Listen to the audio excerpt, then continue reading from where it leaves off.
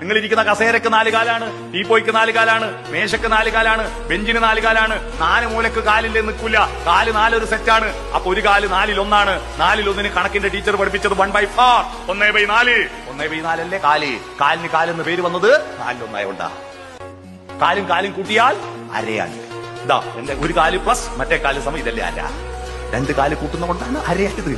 വാക്കുകൾ വന്നതിനൊരു കാരണമുണ്ട്. എന്റെ നാട്ടിൽ ഈ സാധനത്തിന് പറയാ ബറതാങ്ങി എന്നാ. ബറതാങ്ങി പ്രസംഗിക്കുന്ന നാക്ക് വിറക്കുന്നുണ്ടെങ്കിൽ താങ്ങി പിടിക്കുന്നത് കൊണ്ട് ബറതാങ്ങി. ഈ ഹാളിന്റെ ചുമരിന് ചുമരെന്ന് പേര് വരാൻ കാരണമുണ്ട്. വെറുതെ ഒരു ചുമർ എന്ന വാക്കുണ്ടായതല്ല. മേൽക്കൂരിയെ ചുമന്നു നിൽക്കുന്നതാണ് ചുമര്. ദോശക്ക് ദോശ എന്ന് പേര് വരാൻ വെറുതെ ഇട്ടതല്ല പേര്. ദോ എന്ന് പറഞ്ഞാൽ 2 ഹിന്ദിയിൽ. തട്ടിൽ ഒഴിക്കുമ്പോഴും മറച്ചിടുമ്പോ ദോഷ്. അങ്ങനെയാണ്.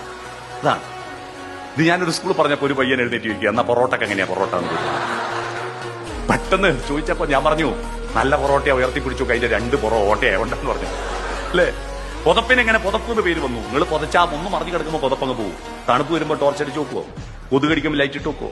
കൈകൊണ്ട് കാലോണ്ട് തപ്പും, പിന്നെയും പോവും. തപ്പ് പോ തപ്പ് പോ തപ്പ് പോ തപ്പ്. വാക്കുകൾ വെറുതെ ഉണ്ടാവുന്നില്ലെന്നർത്ഥം.